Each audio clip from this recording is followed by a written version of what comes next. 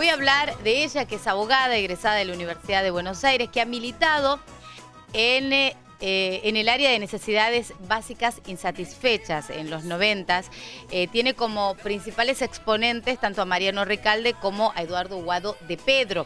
Ella arribó a Tucumán y comenzó a trabajar en áreas sociales, en la niñez fundamentalmente, y también niños que son víctimas de abusos policiales y también institucionales en general. Ingresó al Instituto Roca para luego hacerse cargo de la Dirección de Niñez, Adolescencia y Familia de Tucumán, donde perteneció 7 años. Tras su salida de esta dirección, allá por el año 2018, el intendente Javier Noguera la designó al frente de la Secretaría de Promoción Social y Desarrollo Inclusivo de Tafí Viejo, que todavía conduce cuando atiende el llamado de el tucumano y de la tucumana para hablar de pobreza, de soberanía y también de pandemia y de muchos temas. Ya le damos la bienvenida aquí a la Tucumana de Mañana a Daniela Bravo. Daniela, ¿cómo está? ¿Qué tal? Buen día. Bienvenida. Y muchas gracias, muchas gracias por estar con nosotros en el piso de la Tucumana. Bueno, estaba contándole a la gente, a lo que nos escucha por la 95.9 y también los que nos están mirando a través de internet. ¿Qué significa esta área? Promoción social y desarrollo inclusivo. Bueno, esta es el área social de la municipalidad, que bueno, como en todos los gobiernos locales, somos tal vez la primer ventanilla de atención a necesidades muy concretas y puntuales de los vecinos de nuestra ciudad, vecinos y vecinas. Que bueno, la particularidad por ahí que le hemos podido dar en Tafí Viejo es que no es un área meramente asistencial, que es algo que por ahí sucede, sino que es un área que, digamos, que intenta transformar las situaciones estructurales, por supuesto, en la medida de las posibilidades de un municipio, de las familias que llegan a abordaje. Usted está ahí desde el 2018, ¿verdad? Desde el 2018. ¿Cuál ha sido el cambio o cuál es la diferencia que ve de 2018-2019 y después del 2020, ya con una pandemia que nos ha marcado a fuego a todos? Bueno, nosotros siempre decimos que antes de la pandemia del 2020 veníamos de la pandemia macrista también, o sea, cuando ingreso al área había una situación de emergencia alimentaria muy fuerte ya en el país, que se siente por supuesto mucho más por ahí en el norte del país y sobre todo en localidades. Así que bueno, en principio hemos arrancado en el área con un programa municipal de emergencia alimentaria para contener eso primero, que es por lo que la gente por ahí se acerca. Alimentos. Y a raíz de lo cual, por supuesto, una vez que uno va profundizando, sobre todo en los diagnósticos y en entender la trama más estructural que deja a una familia en situación de emergencia alimentaria, bueno, tiene que ir desplegando otro tipo de políticas como las habitacionales o las ocupacionales, porque no puede conformarse, ¿no? un Estado con solamente dar una cobertura alimentaria sin haber podido avanzar en el acceso a otros derechos más estructurales. Daniela, ya voy a volver a Tafí Viejo, la dejo que tome un poquito de agua, café.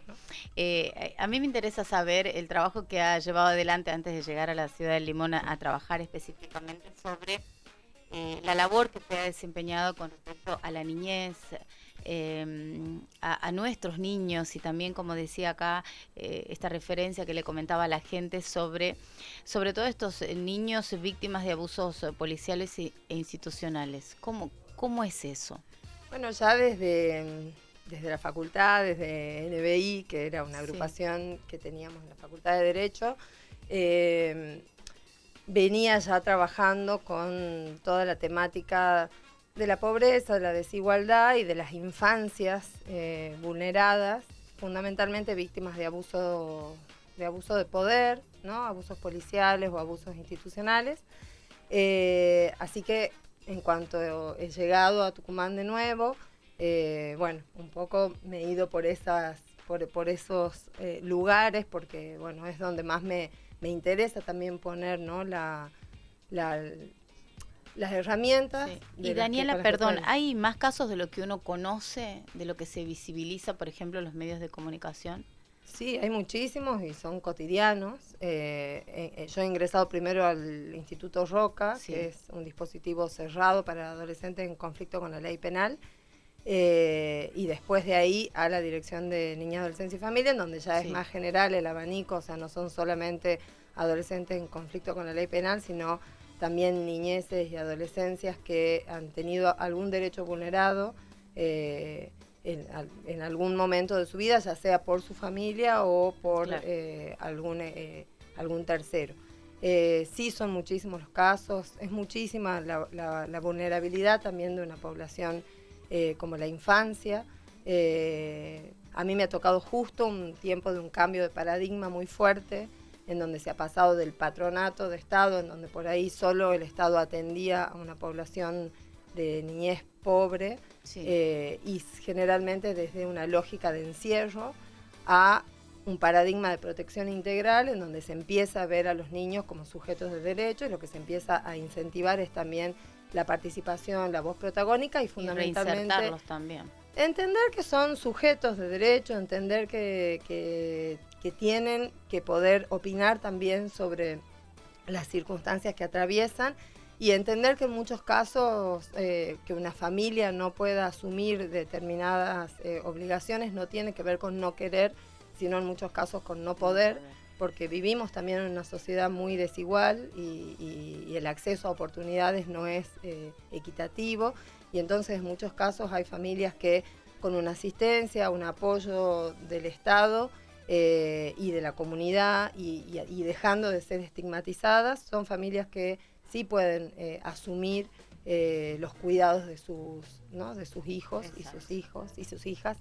Y bueno, entonces la verdad es que entendemos que también hay que avanzar en desjudicializar las situaciones de pobreza.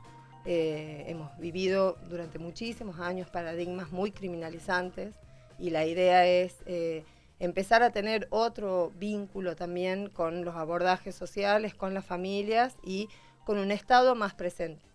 Y ahora, Daniela, yo quiero que nos comenten, sobre todo a la gente que no sabe qué significa esto del Registro Nacional de Barrios Populares. ¿Qué importancia tiene que esto se haya convertido en ley?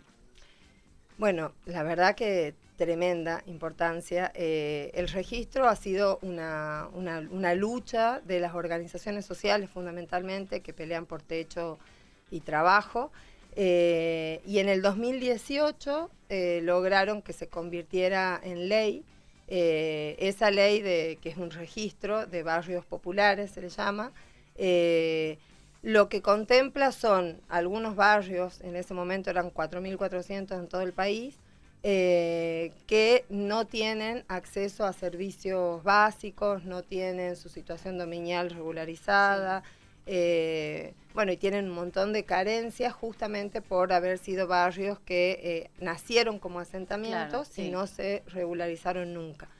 En esa época, en el 2018, si bien se aprobó la ley, no se había aprobado ninguna política pública que pueda encauzar lo que sería la ejecución de la transformación de esos barrios o la consolidación, sí, para la urbanización.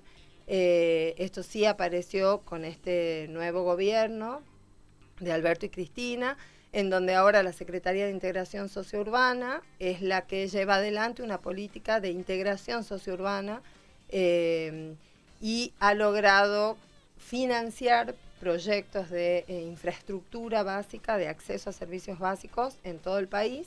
En el caso de Tafí Viejo... Claro, justamente iba a preguntarle sobre este tema de la urbanización, particularmente en esa ciudad. Exactamente. En Tafí Viejo, inicialmente en el 2018, teníamos 14 barrios populares y se propuso una ampliación, así que nosotros ampliamos a 10 barrios más, con lo cual hoy tenemos 24 barrios populares, y hemos podido ya concretar obras en 2 de los barrios, con vereda, arbolado y ahora acceso a cloacas, agua, tendido eléctrico, conexión intradomiciliaria, y estamos en carpeta con 6 proyectos más, con mucho acompañamiento del equipo nacional. También la verdad que una de las políticas más profundas y estructurales que tiene hoy el Ministerio de Desarrollo Social de la Nación, y que a lugares como los nuestros les transforma realmente la vida a toda la gente que allí vive, digamos. Y Daniela, se dice por ahí que la urbanización es como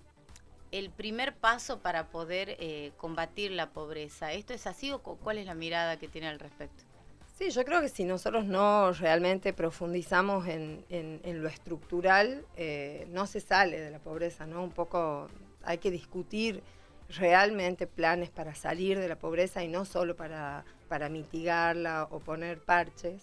Y esta sí es una política realmente transformadora. Imagínate que son familias que durante 30 años han vivido sin agua, sin cloaca, sin por ahí tendido eléctrico, parece sin lejano para mucha gente, pero es una realidad es dolorosamente cercana y no solamente tiene que ver con la infraestructura comunitaria, digamos, de lo que sería la urbanización en sí, sino también en condiciones de mucho deterioro de cada vivienda, para los cuales nosotros desde Tafí Viejo tenemos también una política específica de mejoramiento de la vivienda que se llama Habita, porque también entendemos que la deficiencia habitacional no tiene solo que ver con la necesidad de vivienda nueva, claro, sino también y fundamentalmente con mejorar las condiciones de la vivienda propia. Exactamente. Entonces, bueno, nosotros venimos y nuestro intendente viene dando un debate interesante al respecto, porque no es tan común que las políticas habitacionales tomen esta circunstancia. Claro. Y lo bueno de ser gobierno local en ese punto es la posibilidad de hacer un diagnóstico mucho más cercano. Exacto. Y de entender las necesidades reales de la población de la propia ciudad y desde ahí poder solicitar, ¿no?, a los otros niveles del Estado de alguna manera un acompañamiento ahí. Muchas veces las políticas, los enlatados, como les decimos, que se piensan desde lugares más centrales y no responden necesariamente a las necesidades locales. No está en la cercanía. Exactamente. Nosotros creemos que tiene que ser al revés. O sea, que la necesidad surge del territorio, que el nivel del Estado que está más cerca de los territorios es el nivel municipal, y que muchas veces es quien tiene que dar esas respuestas. En pandemia se ha visto, por supuesto, muchísimo más, sin muchas veces tener ni los recursos ni las competencias suficientes para hacerlo. Entonces creemos que, bueno, eso es un desafío también a nivel institucional, ¿no? Repensar la organización institucional y poder darles mejores y mayores recursos a los gobiernos locales para poder asumir y afrontar las respuestas y la solución a situaciones muy concretas de la población que son las que aparecen en el cotidiano, ¿no? Daniela, yo voy a decir un término que para mí no está muy claro, pero que lo he escuchado, y también para el común de la gente que tal vez no lo tiene claro. Municipalismo, ¿qué es? Bueno, el municipalismo es una corriente que plantea justamente esto, ¿no? El rol transformador que puede tener en la política, pensarla desde las estructuras locales, en donde no solamente está actuando el Estado municipal, sino también todos los actores sociales, las organizaciones, los vecinos organizados, y se logra un entramado local. Un trabajo más integrado. Más integrado, pero fundamentalmente más territorial, que permite tener diagnósticos específicos y poder pensar en estas soluciones a una escala posible, ¿no? Una escala municipal es una escala posible para pensar en transformaciones estructurales. Obviamente tiene que estar acompañado de políticas estructurales o lineamientos estructurales, que cada municipio, cada gobierno local pueda asumir con estrategias propias, ¿no? Y con recursos propios. De repente nosotros en Tafí Viejo, no solamente con las políticas ambientales, que son de alguna manera transversales a todas las otras áreas, sino también... Y se caracteriza con respecto a otros municipios, Tafí Viejo particularmente por ese trabajo en el área ambiental, Exactamente. desde las escuelas, ¿no? Pero también Sí. muchísimos programas como este que yo te cuento, Sí. el Habita, como el APA, que también es el hábitat participativo, como lo que está haciendo la hostería municipal, como el Sí. complejo ecoproductivo municipal, en donde se producen materiales constructivos, que tal vez son herramientas que existen en nuestro municipio y no existen en otros. Exacto. Entonces, nos permite dar una respuesta a determinadas situaciones o pensar en estrategias que por ahí en otra localidad no tenés y tenés otras cosas. Exacto. Entonces, no se puede pensar tan unificadamente se pueden pensar líneas de política Exacto. pública, un posicionamiento de un proyecto político, pero no el cómo. El cómo tendría que ser pensado por cada municipio, teniendo, por supuesto, los recursos suficientes al alcance para poder dar esa respuesta y llegar desde lo que realmente es más posible, ¿no? Desde por ahí Claro. las estructuras centrales es muy difícil llegar a las situaciones particulares y a los barrios y al vínculo que uno tiene desde el Estado municipal con la gente. Pero no le pregunté del año político. No, yo quería, usted que está trabajando en el municipio de Tafí Viejo, ¿cómo piensa usted la continuidad de la gestión de Javier Noguera? Que él ya no puede ser candidato a intendente de la ciudad. ¿Cómo ve esa situación? Bueno, así es. Bueno, Javier ha ido conformando un equipo de trabajo, representa él un proyecto político y el proyecto político lo representa un equipo entero de gestión, de gobierno y también de militancia y dirigencia. Así que bueno, siempre decimos eso, ¿no? Nuestro candidato es el proyecto y dentro de ese proyecto... Él nos decía, perdón Daniela, como que todavía no estaba definido, que hay mirada en algunas personas, pero que todavía no estaba definido. Así es, bueno, esas son decisiones que se van a ir tomando con el tiempo, pero que realmente lo que sí está claro es que va a haber una defensa al proyecto político que se representa y que como todo peronista y orgánicamente vamos a ir ocupando los lugares que sean necesarios para que se dé continuidad a este proyecto. Y algo que nos importa mucho a nosotras, a las mujeres, ¿cómo ve el tema de la representatividad de la mujer o más que nada, de acuerdo a su mirada, faltan mujeres en la política aquí en Tucumán? Bueno, sí, de hecho somos la única provincia que no tiene ley de paridad todavía y si bien muchas mujeres nos venimos juntando para dar esa pelea, todavía estamos como bastante lejos de que eso suceda. Entiendo que, por supuesto, se tienen que abrir muchos más canales para la participación política de las mujeres, en cargos, por supuesto, de decisión, ¿no? En cargos esenciales.